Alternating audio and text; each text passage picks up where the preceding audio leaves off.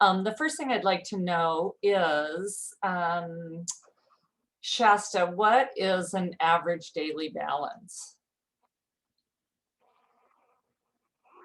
It is between the payments that he makes and what he charges. It's what his average daily balance is throughout the whole entire month. Yep. So every time you make a purchase, that ADB changes for maybe 1 day or maybe 2 days or maybe the whole month if you don't do anything else. I don't know, right? So that's that matrix that you set up where it's got the date and how many days that balance was outstanding, 5 days or 2 days or 12 days. And you multiply it by the balance, and then you add all those numbers up and divide by the number of days on the credit card. And that's the ADB. So when the credit card company goes to charge you interest, they don't just like pick up your ending balance or pick up your beginning balance. They do this calculation called ADB. So what is, calculate his monthly interest. So this is his outstanding balance. I guess you can tell this is a couple-year-old problems because Sears doesn't exist anymore, do they? So how much is his interest for 1 month? So just do that first.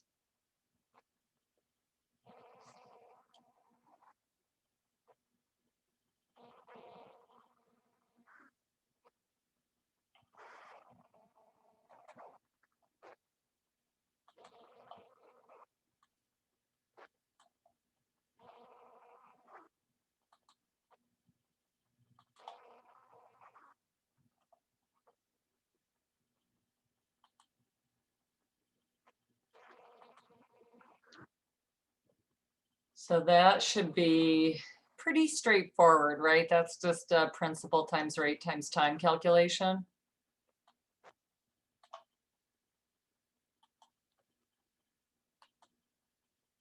Right, principal times rate times time. This should be getting kind of boring.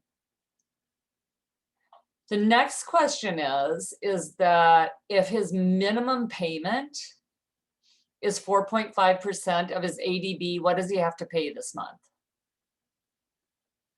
Okay, so that's pretty simple too. Just go ahead and figure that out.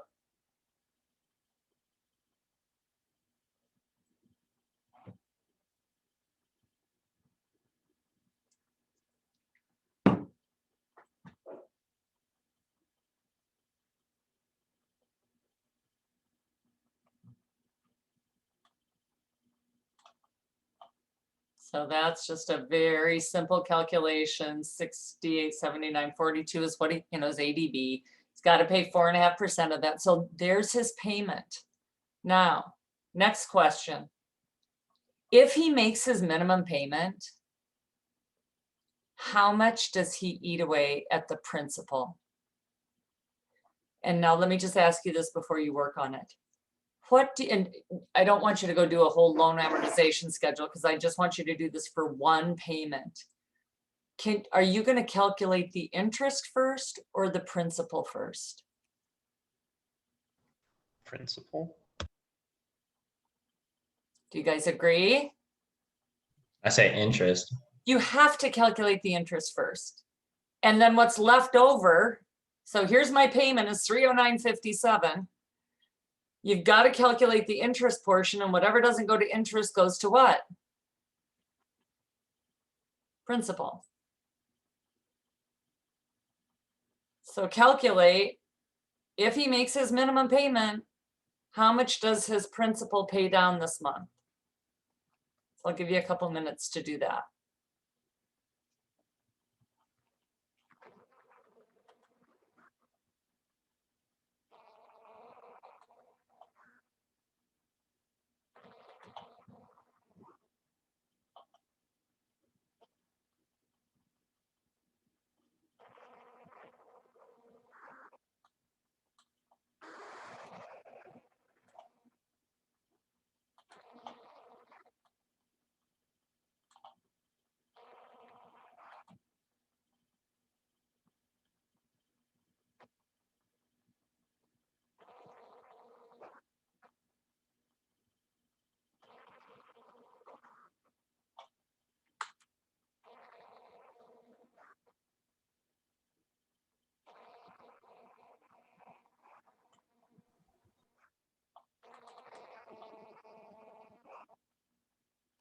So calculate the interest.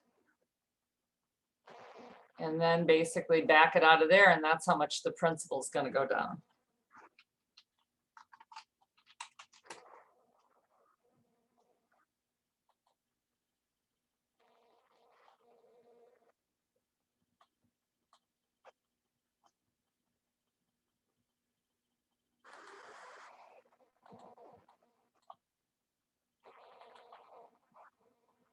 So I calculated,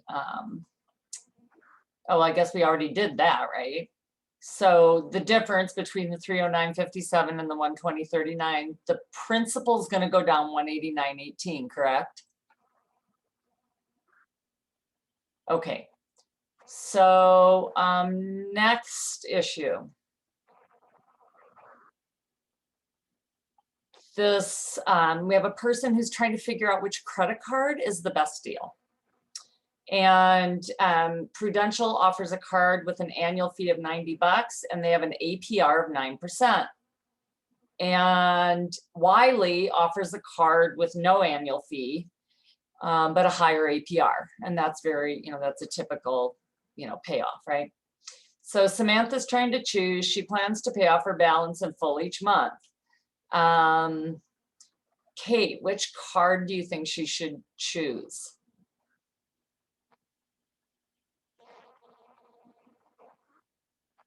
So she's got one with an annual fee, but a pretty low APR for a credit card. And then she's got one with no annual fee and a higher APR. And she clears her balance every month. She pays her balance every month. What do you think? I don't know. Does paying it down make a difference? So if I pay my balance in total every month, what's your interest calculation going to look like, Philip? Your principal is what? 0. 0. So it's only, the interest is only the interest of your outstanding balance? Yeah, your ADB, yes. And if you pay it in full every month, you never accrue interest. That's why I was kind of suggesting like that's a great way to build credit, is to get a credit card with a small balance that for your regular ongoing, I have to buy food every month. I have to buy pet food every month. I have to buy, TP and toothpaste every month. So you put it on your credit card and then you pay it off in full every month. You never have any interest. So now what do you think, Katie? Definitely Wiley card. Yeah, of course. You're not gonna pay an annual fee when interest isn't of concern to you because you don't have any. All right, now you've got to do math on this one. What if she plans on carrying an average balance of $1,500 a month? And you have to convert this to an annual number because you got to compare apples to apples. So she plans on carrying on average an ADB of $1,500 a month. How much is she going to pay in interest all year? And you've got to compare it and then tack on the fee. So I'll give you a couple minutes on that one.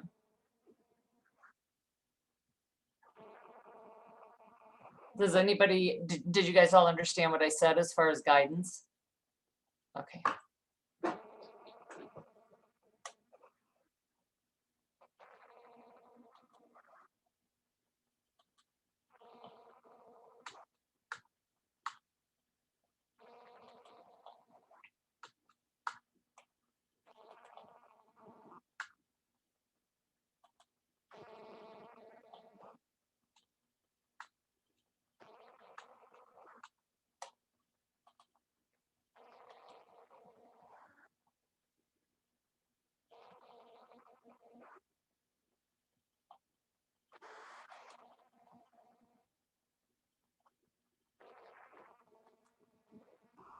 If she plans on carrying an average balance of $1,500 a month, does that mean every month? Yep. Okay.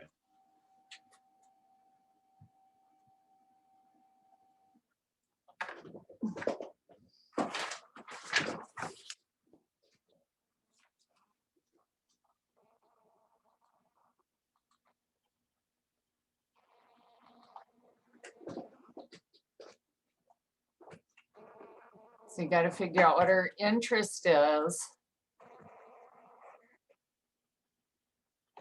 on both cards, and then put the fee into the calculation as well, obviously.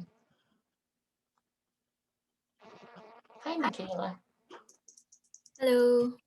We're just working through some problems for review. So we're doing this one.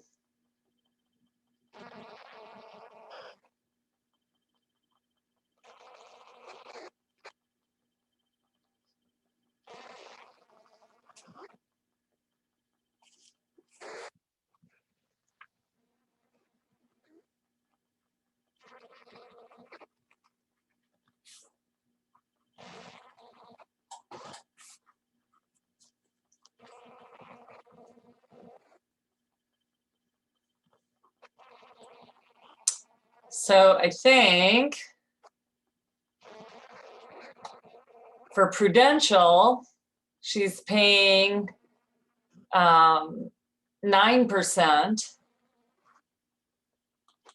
plus a fee. So her interest is $1,500 times 0.9%. And I mean, you could do it for 1 month and then multiply by 12, or I just did it times 12 12s. Right, so her interest is $135 on the Prudential credit card. And then the $90 fee makes it $225. Or she has to pay 15.5% with no fee. So the Prudential card is marginally better.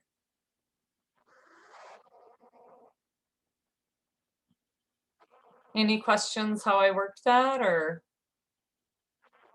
All good? Philip, you have a confused look on. You good? Okay, great.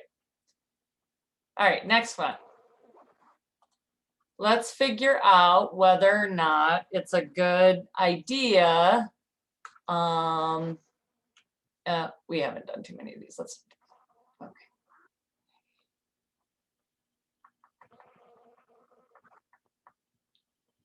Sorry, I'm trying to figure out. Okay, so let's do a recap on a debt to safety ratio, right? So, you know, we have that big worksheet, and but really the gist of it is you've got to figure out what your payments are. You got to figure out what your take home pay is.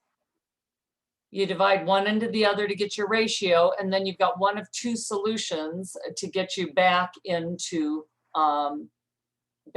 compliance. So let me just have you guys, do you need to see the sheet itself, or do you feel like you can just kind of sketch it out on paper?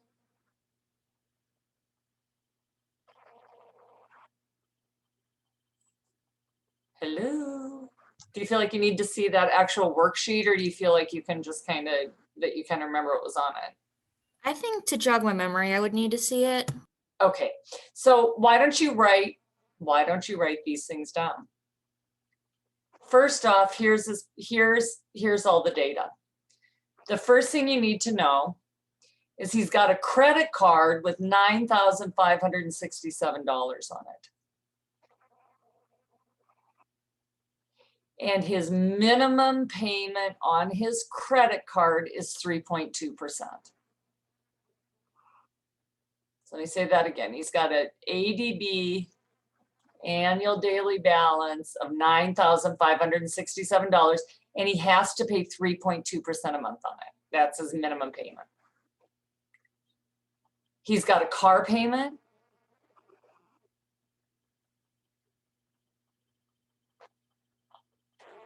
He's got a student loan payment. And he's got a, you know, an okay job out of college, $36,000. And his take-home pay is 75%. Where's the other 25% going?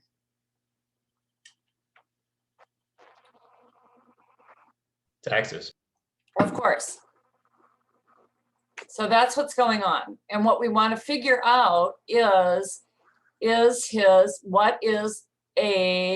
debt safety ratio, or what is his debt ratio right now?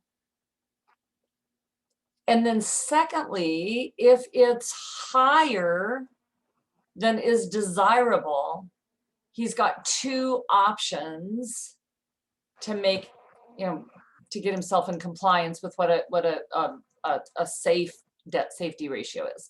One option is to make more money, probably get a second job or get a roommate or whatever.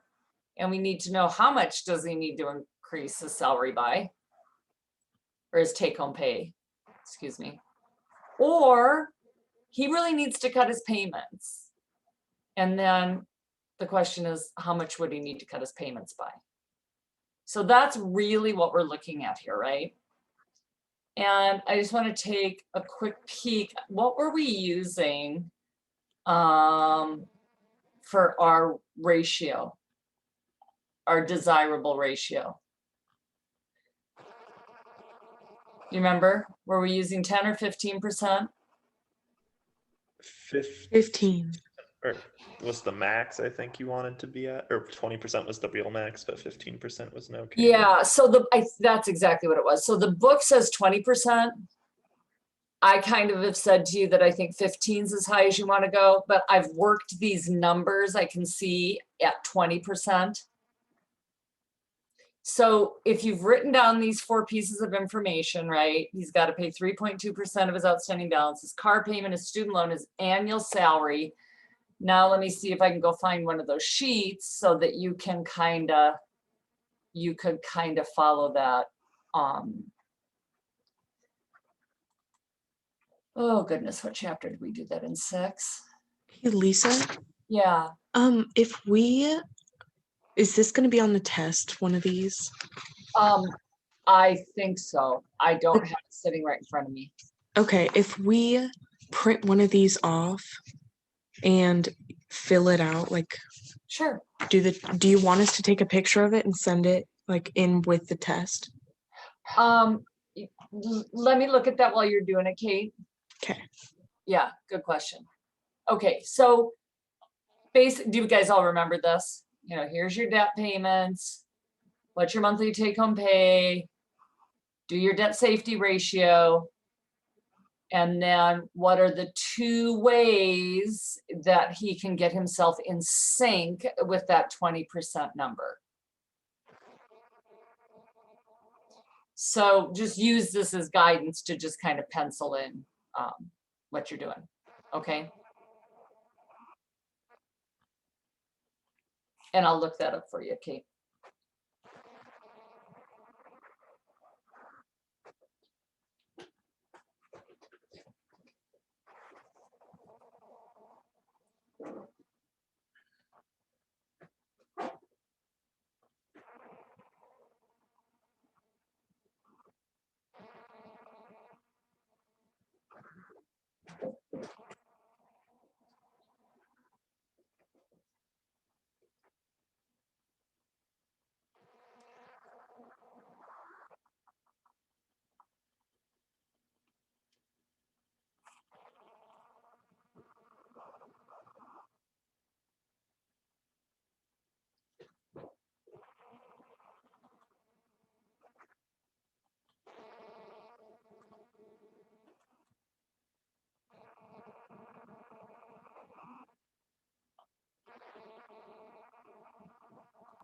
Does anyone else hear like a buzzing sound or is it just me? No, I definitely do, for sure. Oh, really? Has it been on all day? Yeah. Oh, so, is everybody else muted? Yeah, You have like a heater going? no? Hmm. Really? So like just did like an irritating ring? It's just this weird, I don't know. It's a computer noise, I think.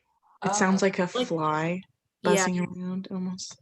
Yeah, Oh, it's like a gosh, bee or like an insect. oh, that's super irritating. Sorry, I can't even speculate what that is. I've had a couple other Zoom meetings today and nobody else has mentioned anything, but that's not to say it wasn't happening. Sorry. It's not like a constant drone. It just cuts on every few seconds. Okay, good.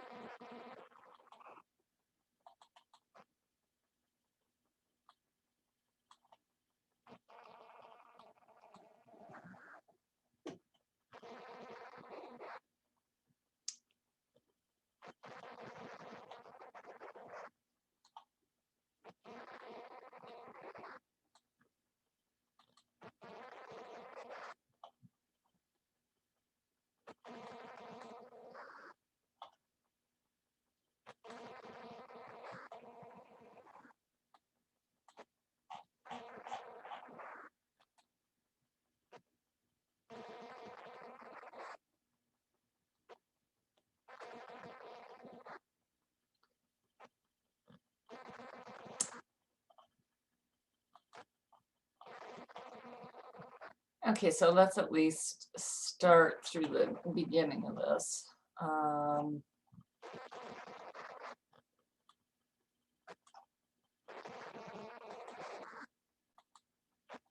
So it looks like his total payments are $701.14 a month.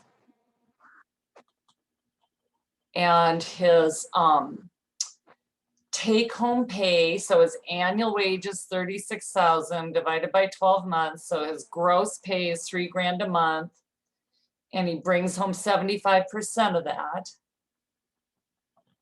So he brings home $2,250. So his payments are 31.16% of his entire take-home pay. All right, so clearly that's too high. Did everybody get that, the 31.1? Okay, so the two things that he can do, obviously, to solve this problem is either to decrease his payments or to increase his wage, and the question is how much. So if he's bringing home $2,250, and the number that we're using for our ratio is 20%, then the highest his payments can be is $450 a month, right? And there's $701.14 a month right now. So he needs to cut his monthly payments by $251.14, which is basically his car payment. And I can tell you pretty much anytime you do these in the real world, that's always what it points to. It's like you can't really afford a car. Or he can figure out how much additional revenue he's got to generate. That one's a little trickier. So you've got to do that. You take what the payments are divided by the desirable ratio. So 701.14 divided by 20%. Right? So if he had $3,506 a month in take-home pay, then 20% of that would be his payments. So how much would he have to increase his monthly take-home pay if he's bringing home $2,250 right now and he wants to bring home $3,505? He'd need to generate another $1,255 a month of take-home pay. I mean, that's a pretty freaking significant jump. I mean, that's so the whole point of doing something like this is seeing like what are my options to get this more manageable.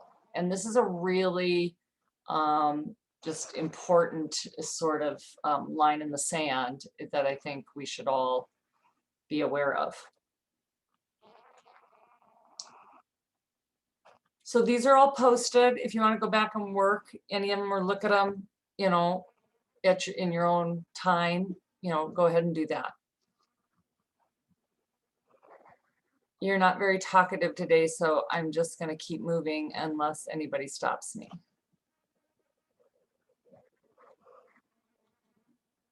So that was all under here. So if I was getting ready for the test, I would make sure that I could answer the test yourself questions here. We just went over this. There's a series of these same kinds of, you know, where I've got the question in one spot and then I've got the key.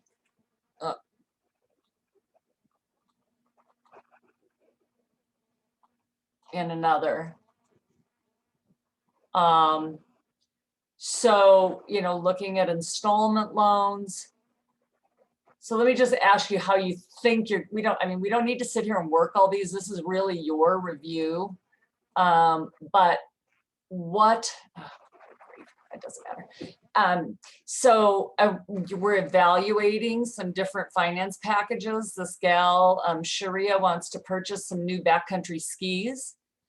And she's got 2 financing options. They cost $2,850. And one of the options is she can give them $300 of cash right now and then pay for three years, make monthly payments at 9%. And the other option is she doesn't have to give them any money now, but she pays over 5 years at a lower interest rate.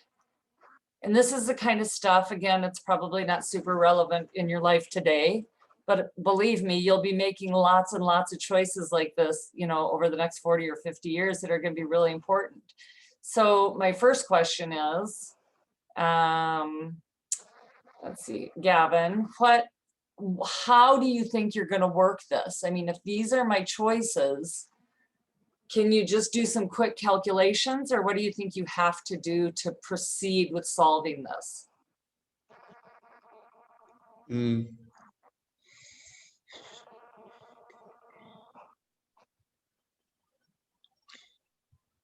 would just have to do interest calculation, will you, for A?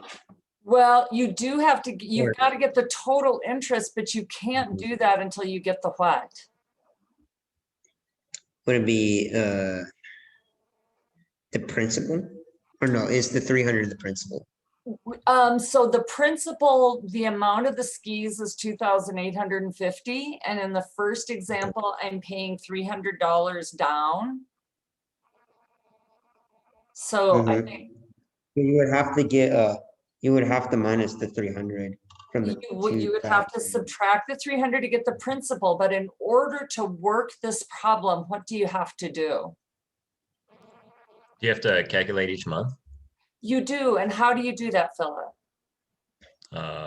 You have to get the payment. You've got to get the payment. And then what? Are we putting it in the table? You could either throw it into a loan amortization table quite easily, or you could get the payment and multiply it by how many payments you got to make. Just like we did that very first problem we worked together today, right? And the difference is the interest plus the $300 she put down. So you would work it both ways. Can you just look at this and tell me whether 3 years at 9% or 5 years at 7% is better? I mean, I can't. I suspect the first one's going to be a better deal for her, but I don't really know that till I run it out. The second set of problems is Annika is considering 2 loans, and we need to figure out what the effective interest rate is. In other words, what's the real interest rate? Because one's a discount loan and one's a simple loan. So on the first one, she can borrow $6,000 at 7.25%, and they post the interest annually. Or she can get a discounted loan for 2 years at 6.8%. And to do that, you've got to figure out what that 6.8% is for the time, which is 24/12, right? 2 years. and then subtract that from the loan amount. Because remember, in a discount loan, you don't get the full amount of cash. You pre-figure out the finance charge and subtract it. So, and then I've got the answers over here. And then I've just got you practicing a couple loan amortization questions. So if I were you, I would work through these. I would work through these. Those of you that joined us later, if you needed some more practice, I would do these reviews. And then, so the test itself, let me tell you what that's going to look like. So I'm going to tack on, I don't know, what did we decide that we thought we needed? Like another 15 minutes, another half hour, what? I'm in that fine line. It doesn't matter, or I mean, it's completely irrelevant if you've got so much time that you're looking up every single answer. I mean, right? I mean, that's a moot point. So I need to have it tightly constrained enough that you need to know most of it. I mean, I can sit here and be like, don't use your book, blah, blah, blah, blah, blah. But the reality is when you can't monitor, it's just what it is. So it's got to be tightly constrained enough that I know that you know most of it, but it's got to be open enough that I'm not trying to make you, stress out and rush through it. In the real world, when we were back in classrooms, this was a 90-minute test and pretty much everybody got through it in 90 minutes. This is going to be at 3 o'clock on Thursday. No, it's the same as before. I just opened a discussion for an announcement on it. It's from 8 a.m. till 11 p.m. You open it whenever you want, but once you open it up, I see the clock starts to go. And then, so, I mean, I'll say 2 hours and 15 minutes. Now, it's set up just like the last one. You've got the test itself, right? Here's the test. I mean, you don't see any of this right now because I haven't opened it, but you will. So you'll go in, you'll see the test, and you just click here and the test will just spit out for you, right? Then you're going to see an answer sheet, which is what you're going to submit to me. And right here it says submit test 2 answer sheet. And then you're also going to see on the test that you've got an Excel problem to work. And that's just a file that you save and submit here.